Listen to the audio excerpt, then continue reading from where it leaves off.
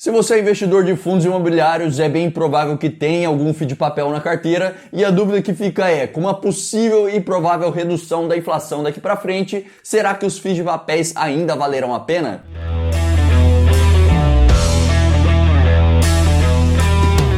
Fala pessoal, Rafael Scaramelli com vocês para mais um vídeo, hoje para falar dos fundos imobiliários, principalmente os fundos imobiliários de recebíveis ou de papéis, como também são conhecidos. Se você caiu de paraquedas por aqui e ainda não sabe a diferença entre os fundos de papéis e os outros fundos imobiliários, basicamente no mercado de FIIs existem duas categorias principais para classificar os fundos, né? São elas os fundos de tijolos e os fundos de papéis. Fundos de tijolos, tá pessoal, são os FIIs que investem seu capital prioritariamente em ativos reais, ou seja, aloca a maior parte do capital em imóveis físicos, né? Dentro dessa categoria a gente pode subdividi-la em três. Existem os FIIs de shoppings, né? A maior parte das suas carteiras são constituídas de participações em shopping centers. Tem os FIIs de logísticas, né? Tendo participações relevantes em galpões logísticos, e tem os FIIs de lajes corporativas que têm participações em prédios comerciais, né? Voltados para alocação empresarial. O que caracteriza um fundo como sendo de tijolo é se a maior parte do seu portfólio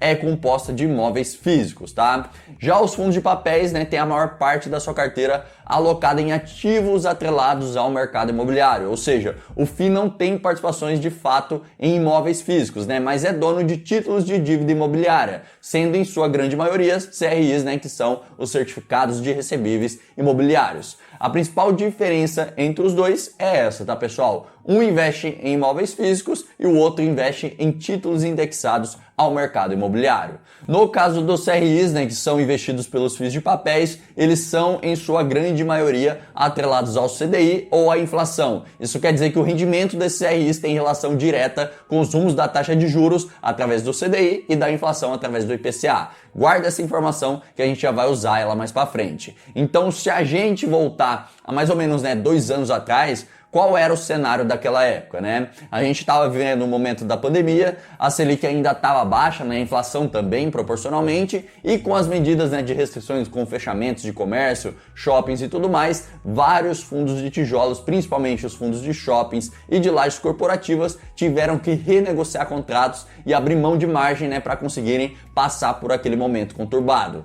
Consequentemente a isso, as cotações desses FIIs naquela época na bolsa despencaram, né? Eu lembro que naquela época eu comentei sobre o fundo XPML11, que é um fundo de shopping, e ele chegou a cair mais de 40% em apenas um mês. Ele saiu de pouco mais de R$130 a cota para menos de R$80. É claro que era um momento de extrema incerteza, pois era o começo da pandemia, né? Ninguém sabia o que viria pela frente, se iria piorar ainda mais ou não, mas eu lembro que nessa época, analisando os dividendos pagos do XPML11 e o quanto a cota desvalorizou, eu não vou lembrar certinho agora, mas comprando as cotas naquele preço, era o mesmo que receber vários meses de dividendos do fundo só por meio do desconto que ela estava negociando do seu valor patrimonial. Claramente não fazia sentido racional aquele movimento, tá? Então, devido a tudo que estava acontecendo, todos os FIIs de shopping e alguns de lajes corporativas desvalorizaram bastante na bolsa, tá pessoal? Ficando praticamente de lado até poucos meses atrás. Então, de 1 ano e meio para cá, né, o Banco Central deu início ao movimento de alta dos juros, né, da taxa Selic, visando conter a inflação. A Selic saiu lá dos seus 2% ao ano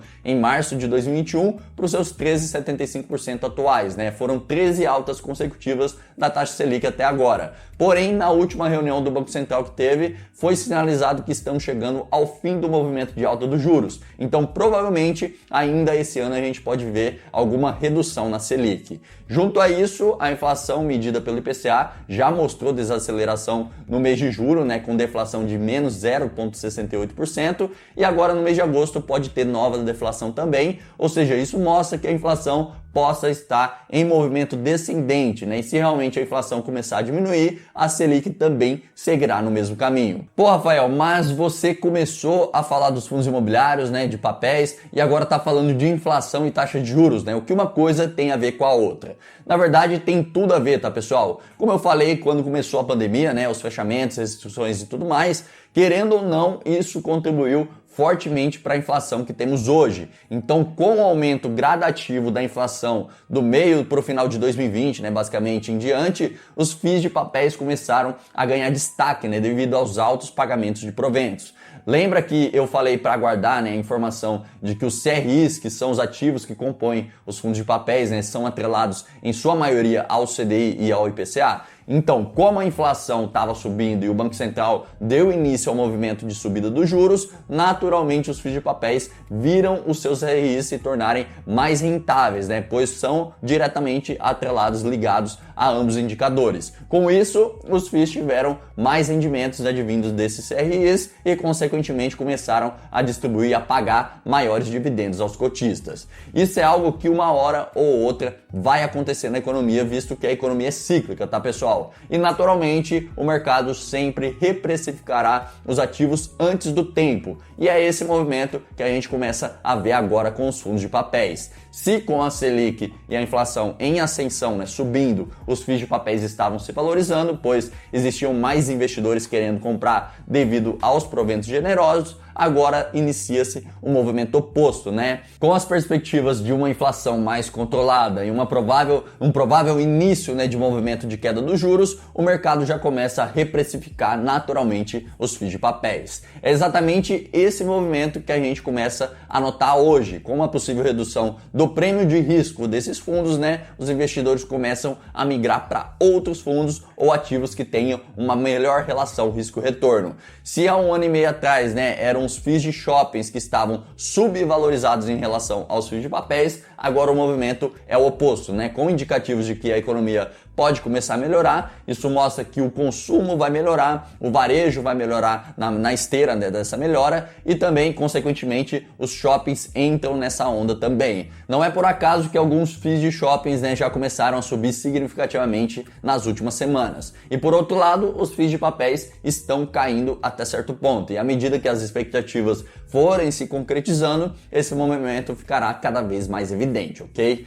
Todo mundo que investe, tá, pessoal, tem que entender que a economia é cíclica. Uma hora inflação e juros estarão altos e a outra hora estarão baixos, né? E a depender deles e também de outros fatores, certos ativos se beneficiarão e outros não, né? E vice-versa. Ou seja, não é porque hoje, atualmente, né, as expectativas não são as melhores para os fundos de papéis que eles não prestam e por isso tem que vender para comprar o que está em alta agora. Na verdade, a ideia que deve ser perseguida, né, logicamente, para quem investe visando longo prazo, é o oposto, né? Compra-se bons ativos em momentos de baixa quando não existe perda de fundamento e o motivo da baixa é puramente cíclico, como é esse caso agora que a gente está tratando. Então, respondendo à pergunta inicial desse vídeo, não chegou a hora de vender os fundos de papéis. Com certeza, essa possível redução, né, da inflação vai influenciar nominalmente, né, no rendimento dos CRIs atrelados ao IPCA, porém, a depender da exposição de cada fundo, o impacto pode ser reduzido pela parte atrelada ao CDI, pelo motivo da taxa de juros, né, levar mais tempo até que comece o movimento de queda. É natural que as cotas desses fundos vão ter desvalorização na bolsa, né, pois grande parte dos investidores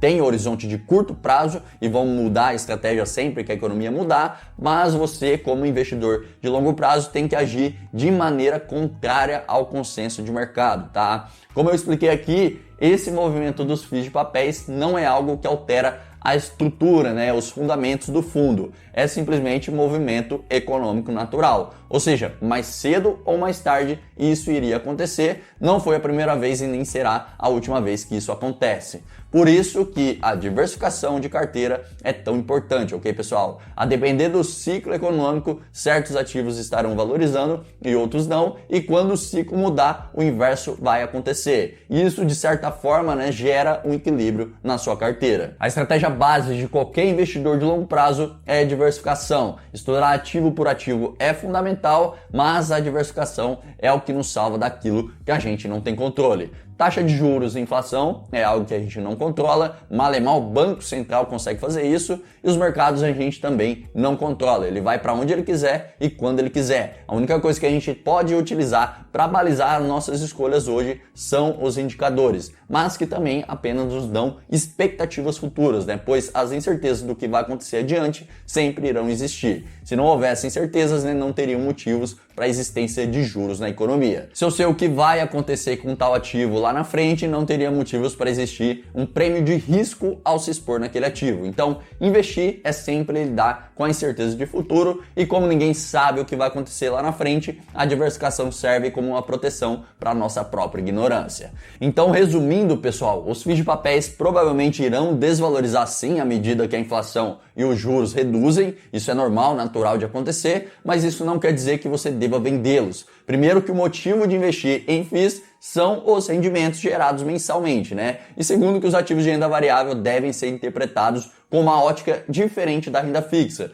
No longo prazo, acima de 5 anos, a tendência histórica é que esses ativos valorizem. Então não tem por que se preocupar com baixas de curto prazo. Você só deve se preocupar se eventualmente o fundo perder fundamento ou cometer algum erro grave de gestão. Fora isso, se os fundamentos não mudarem e a gestão permanecer fazendo o seu bom trabalho, como antes, né? Então não tem por que se desfazer, ok? Mas, claro, né? Não tô aqui para ditar regra nenhuma, essa é só a minha opinião, essa é a forma que eu penso. E nada melhor do que você mesmo entender seus objetivos, sua estratégia e onde quer chegar, né? Conhecendo um pouco sobre ciclos de mercado, sobre os ativos em si, né? Sua estratégia, os objetivos, acaba ficando mais fácil de lidar com movimentos naturais como esse. Eu tenho fundos de papéis na carteira e eles vão continuar onde estão, se vão cair ou se vão subir, isso realmente não me preocupa, pois mantenho a carteira diversificada e com foco só para daqui a muitos anos, né? Ou seja, zero preocupação. E para mim é assim que tem que ser. Se você perde noite de sono com investimentos, então você está investindo errado